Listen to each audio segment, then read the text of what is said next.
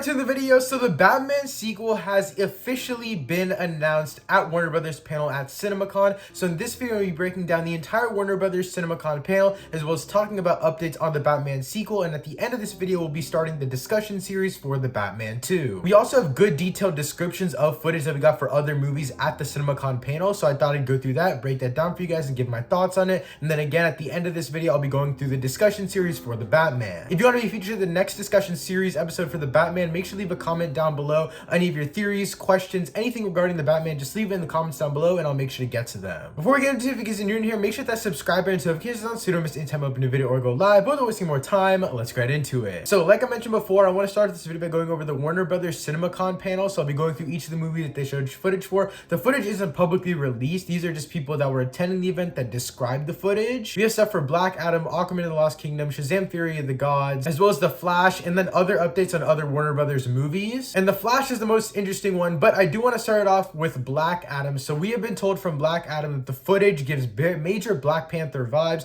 He has similar look, similar jets, and similar speed. We also see Black Adam himself as a slave, being reborn, firing lightning, taking down a helicopter, and catching rockets. And then apparently the trailer ends with Hawkman saying there are heroes and villains. Heroes don't kill people. And then Black Adam says, well, I do. This just seems like it's going to be a totally badass trailer. Now at the panel, people were able to record the little presentation beforehand, and The Rock did end up saying that we're probably not going to get to see this trailer for a while, and it looks like a lot of the footage that we got from all of these movies we aren't going to get to see from a while, other than like Shazam Fury of the Gods, as that one does release this December. But even The Flash, apparently the trailer showed a lot of crazy footage, which again I'll be going over in a little bit, but it does look like we're not going to be getting that footage anytime soon. But moving on to Aquaman the Lost Kingdom, so basically we get to see Black Manta leading his own army, and apparently he has some new ancient type of powers, which I'm very excited to see, because personally I love the actor Yahya Abdul-Mateen II. The guy who plays Black Manta is absolutely phenomenal, and he was one of my favorite parts of the first movie, and believe it or not, I actually enjoy the first movie a lot. It's one of my favorite DCU movies, so I'm very excited to see this sequel, and I love Black Manta in the first one. But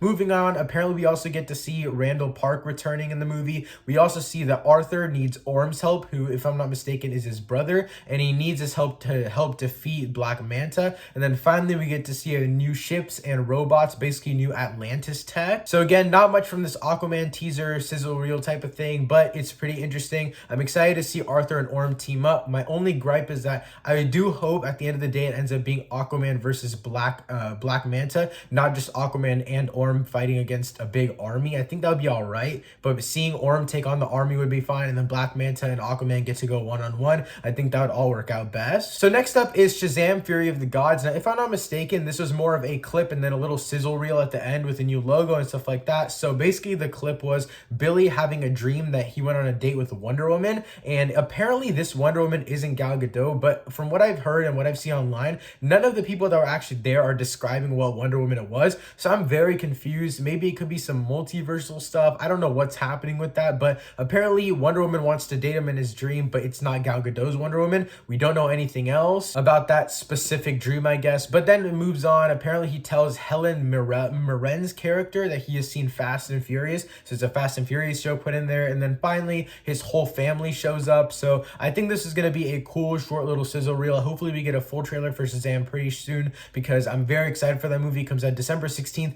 competing with Avatar 2, which I don't know why they ended up putting it on that date. You could have literally moved it a week forward or a week back. Any one of those week shifts would have helped, because Avatar 2 is definitely going to be one of the biggest movies of this year in terms of the box office numbers. But the final movie that we got big footage for was The Flash, and apparently this was a whole entire trailer, like completely a lot of brand new footage. And so I'm excited to get into it, starting it off with seeing Barry going back in time, and apparently he's watching a recording of himself. There wasn't much other detail on this. I'm assuming that this is part of one of the initial trailers that we saw, where he's looking at himself and looking at a screen with Supergirl and his other version of himself. Again, don't know too many details about this, but moving on, we also see 7 bat suits apparently. So I'm assuming this is just in some big gallery of a bunch of bat suits, whether it's Michael Keaton or a bunch of different universes Batman. We can probably see all their different suits. That's what I'm assuming it is, but again, not many more details on that. We also see Batman on a bat cycle. Now we don't know if Keaton actually has a bat cycle, and they didn't specify which Batman specifically it was, whether it was Ben Affleck or Michael Keaton. So I could see it being Ben Affleck's Batman, just with his cowl and all that, and maybe he just zooms past. So maybe maybe no one could tell, but they do know for sure it's Batman on a bat cycle. And the biggest thing apparently in this trailer was that we got to see General Zod from Man of Steel back into this movie, which I don't know why he's in this movie really. I've read through some of those plot leaks that came out a few weeks ago, but I haven't really done a deep dive into them, so I don't really know his exact story purpose. But with that being said,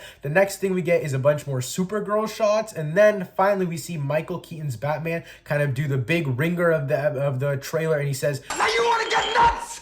Come on, let's get nuts."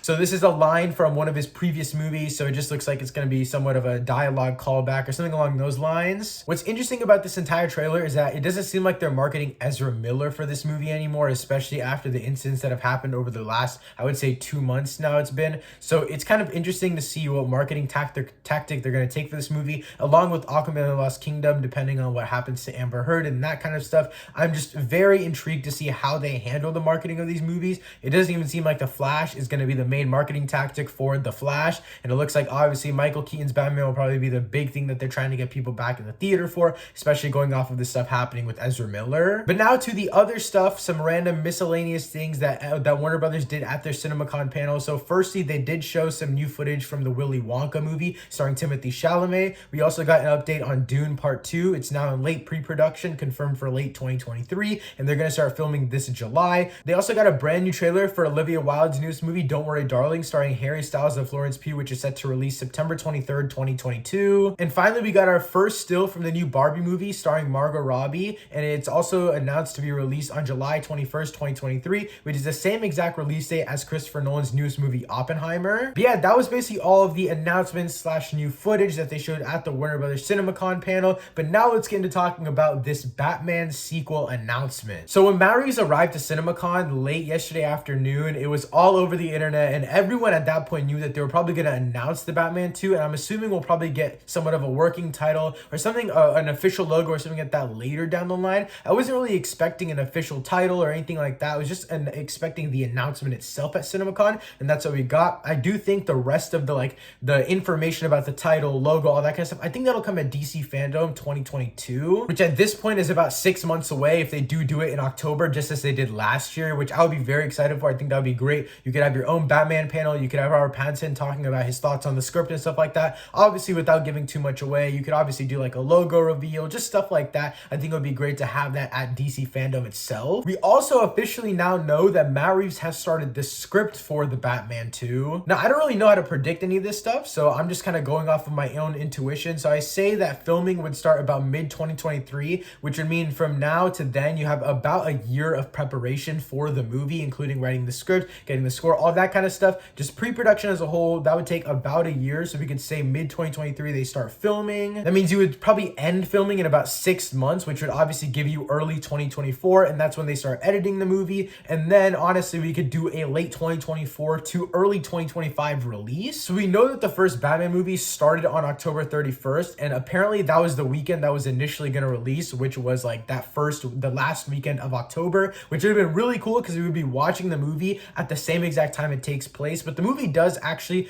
end early November, which means that we don't know actually when this movie is going to take place. We don't know if there's going to be a big time jump or anything like that, but I think it would be cool if we could have this movie release around the time that it's actually taking place in the movie itself. And they also put emphasis on the time that the movie took place in the movie itself. It was October. He said hidden in the chaos, everyone has masks on, all that kind of stuff. Pete Savage even specifically mentioned Halloween. He said you must like this night of the year, stuff like that. So it's cool to be immersed in that world. So I would love to see maybe this movie taking place during the Christmas time. We could get the movie early December. Whenever this movie ends up releasing, I do think we're probably going to be getting late 2024 to early 2025 as the main release time. But other than that, we don't have too much information on the sequel itself. It was just an announcement. They did say that everyone is returning, all of the cast and crew, which means that Greg Fraser's probably coming back as DP, as well as Matt Reeves obviously as director, Robert Pattinson as Batman. I'm assuming Paul Dano will probably come back in some form as the Riddler since he is still in Arkham. And plus we're getting the Arkham Asylum show with the Joker. And on top of that, this probably does mean that Catwoman is returning. Obviously the Penguin,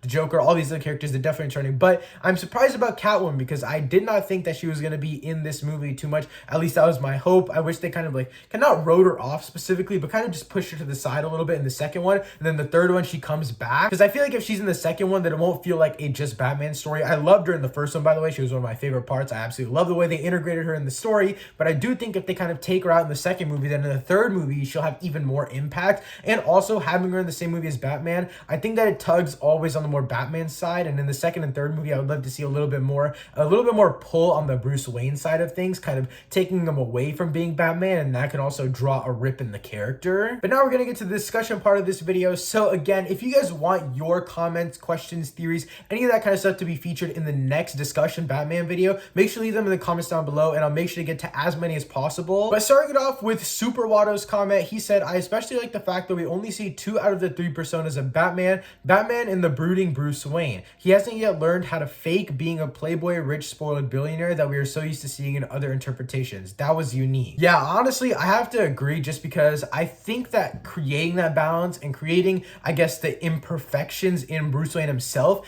it made me care for Batman a lot more because I kind of realized like, and you can see these differences in the movie now that it's on HBO Max. Obviously, you can watch it as much as you want. I've seen it twice on HBO Max. At the time of recording this video, I'm probably going to watch it one more time this weekend. But after watching on HBO Max and being able to go back to certain parts of the movie and compare Bruce Wayne and Batman and the similar aspects and similar scenes, like whenever he goes to the nightclub for the first time as Batman, he's so much more confident than when he goes as Bruce Wayne. You can see those differences and it's really, really cool to see those opposing sides of the same character. And if Bruce Wayne wasn't shy and if he wasn't used to this billionaire lifestyle, then I feel like it wouldn't be as cool to see the differences. And I also feel like making him so shy and all of these different timid aspects of Bruce Wayne himself, if that wasn't there, then the majority of this movie being Batman would feel worse just because I feel like we'll be getting like Bruce Wayne stripped away from us, if that makes sense. But at the same time, like Bruce Wayne isn't meant to be entertaining in this movie. Bruce Wayne is meant to be the depressing side of Batman himself. So obviously I would like to see more Batman in this movie. But say for example, in the next movie, if they make Bruce a little bit more prominent than he was in this one, still give Batman over like 50% of the screen time in my opinion. But if we get a little bit more of Bruce and a little bit more of that somber aspect,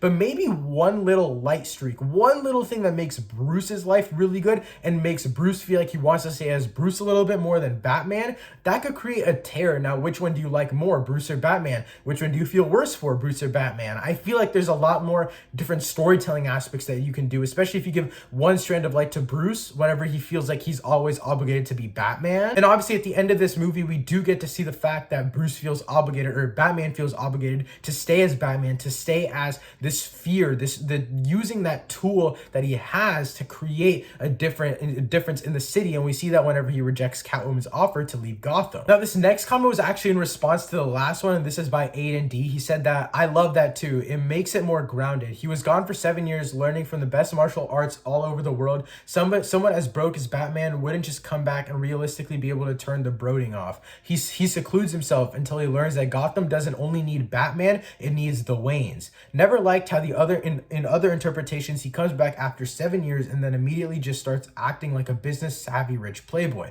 This version will have to learn to become that, and it's so amazing. Yeah, again, I agree. I think that having this transition and making it not something that just happens right away in the first movie also creates more depth for the character over time, especially over if we get 3 to 4 movies. In my opinion, I think 4 is necessary for this character, especially because of how slow he moves in this first movie, which I enjoy. I just think that we'll need an extra movie on top of this trilogy to kind of conclude everything, if that makes sense. Like this comment says, he's gonna have to learn to become this savvy, rich playboy person because he understands that Batman is necessary, but also the Waynes are necessary. And so I think having 4 movies will allow us to explore all of these different things instead of just kind of glossing over the fact that maybe in the second movie he understands the Waynes are more important and the third movie is a balance. I think that you could understand that the Waynes have more importance in the second movie, and then in the third movie you could be like, but no, Batman is who I am. Batman is how this all started, so I'm going to go back to Batman. And then the fourth movie kind of comes to this conclusion. I think allowing him to take his time time over different movies would be better than kind of rushing it into 3 movies. And obviously, we don't really know how these movies are going to be paced. Matt Reeves literally just started writing the second movie, so we don't really know what ideas he has. We literally have no information on it, but I'm excited to see what they do in the future. And I think that just this first movie alone, what they've set up and how like these different mannerisms of different characters could evolve, I think that's what's most interesting. Next comment is from Rick, Gangsta Crimes. They say, I want to see Poison Ivy played by Ana de Armas, Joker, Mr. Freeze, Hush, Scarecrow. I want to see Robert fight a bunch of villains at once. You think Robert Pattinson will get a super suit to fight them? I don't think Batman in this trilogy or these movies or this world is ever going to get those super high-tech armored up suits. I mean, the suit that he has right now is pretty like thick, it's pretty armored up, but I mean like that metal armor one that Ben Affleck's Batman has. I don't think that he'll have anything as brooding as that per se, because I do feel like if he was to get any of that, I think it would take away from what his character already is. That aside, I think Ana de Armas is a great casting for Poison Ivy. I also think Joke, Mr. Freeze, Hush, and Scarecrow, I think they're all great villains. I just don't think they should all be in one movie. I personally think that Mr. Freeze would be great for the next movie. I think Hush would also be really cool. Scarecrow, I could see him being another side villain, or maybe someone that comes off of the Arkham show and kind of see him evolve over time. Another villain that we kind of get to see maybe introduced in the shows and then heavily impacted in the movies. There's a later comment that does mention Scarecrow, so I'll save a little bit of my thoughts for that because I like that comment a lot. But here I will say the Joker, I don't think he's gonna fight the Joker. Maybe even the Joker might not even be in the next movie, because Reeves said that he just wanted to throw Joker in the world to see kind of like plant these seeds and how it would impact the world and stuff like that. But I do think that since we're getting the Arkham Asylum show, it's going to be a big, dark, horror-driven show. I'm excited to see Joker in that one. So again, I do think it'll be a situation where the Joker is heavily impacted and influenced in the Arkham show, and then he's eventually brought over to the movies once again, like he was in the deleted scene, as well as the movie itself and the ending. I also don't think Robert Pattinson's Batman will fight a bunch of villains at once physically, but I do think that in the next movie, or at least I hope in the next movie, that he'll be fighting a physical villain, like not just goons or something like that, but at the same time, he'll also have this mental battle of a different villain. So I could see like a mental battle being someone like Scarecrow, and then a physical battle being someone like Mr. Freeze. So this next comment also kind of is in regards to villains. So Civil Beast 16, they said, I want Roxy, Rocket, and Killer Croc to be side villains in the sequel. They can be new criminals who adapt to the flood by making her rocket and swimming, and Roxy can be the one who inspires Bruce to make the Batwing. I don't necessarily know who Roxy Rocket is. I did look her up right before filming this video, so I didn't know much about her, but Killer Croc specifically, I would love to see how Matt Reeves can implement him into this world. With that being said, I think it would be cool to see how they blend all of it. I think having that whatever makes Killer Croc into a killer crocodile, having all of this, I guess just the lore aspect of it, I think that would all work really well. And I think, again, like you mentioned, adapting to the flood, I think it would be great to see villains that arise because of the flooding in Gotham, and instead of villains that already existed taking over Gotham because of the flood, for example, Penguin, we already have characters like that. Again, we have Penguin, but we can have characters that are arising out of the flood, those that were created due to the flood, some of the repercussions of Batman not necessarily finding out that last riddle and not being able to stop the floods. I think that would be so sick, just because it would still create an impact of Batman failing in the first movie, and that entire thing could push the entire trilogy forward, introducing brand new villains that happened just because of the floods. I think that would be such a cool idea to implement villains that came out of the ground due to the first movie. But the final comment is from Stop Motion Samurai, and they said, I hope they do Scarecrow. He could modify the eye drops into fear toxin because everyone is addicted to them. I actually think this is a really cool idea. I don't know about the necessarily manipulating eye drops thing, but as a whole, I love the way that they're using the drugs in this world of Gotham. I love how Matt Reeves utilized them, kind of implementing them into every single different version of or every single different aspect of Gotham, whether it's like he mentioned here, the eye drops that we saw in the nightclub. Gordon and Batman were talking about like the biggest drug bust in GCPD history and how that was all a lie because it probably never got shut down, kind of the lore with Pete Colson. And then we even saw literally like drop heads in the beginning of the movie, like the ones with the masks on and stuff like that. And we saw like in the nightclub with Gil Colson, all that kind of stuff. It's really cool to see all of these little things and how this one little drug causes so much difference in all of Gotham. And we also see them talking about it a lot in the political side of things, which I really liked. I thought it was a great way to implement, again, every single different aspect of this story. And the fear toxin could be another thing where the Scarecrow could be one that was affected by the eye drops, goes to Arkham Asylum. Obviously, he's doing some experimenting there. He gets out of Arkham Asylum and then he starts to manipulate the eye drops, and he kind of turns the eye drops something that made him crazy, turning everyone else crazy. Again, I think Scarecrow would be a great side villain to implement, but I could also see him being a main villain. My only problem with him being a main villain is that I feel like the physical aspect wouldn't be there enough, and I'm kind of tired of the going against an army thing. Like, obviously the Matt Reeves universe has only done it once, but I'm just putting it out there that I don't want it again. I thought it was cool for this movie. I thought it worked. I just feel like it would get too repetitive even if they just had it in the second movie and not the third. I definitely want them to go for more of a physical fight in the second movie. But with that being said, those are the few comments that I want to go over in this discussion series. If you guys again want to be part of the next discussion episode, make sure to leave some comments, theories, anything about the Batman in the comments down below. Also, let me know you guys thought of the details on the footage that we got from the Warner Brothers CinemaCon panel in the comments down below. And that's it for this video. Thank you so much for watching. I'll see you next time. Peace.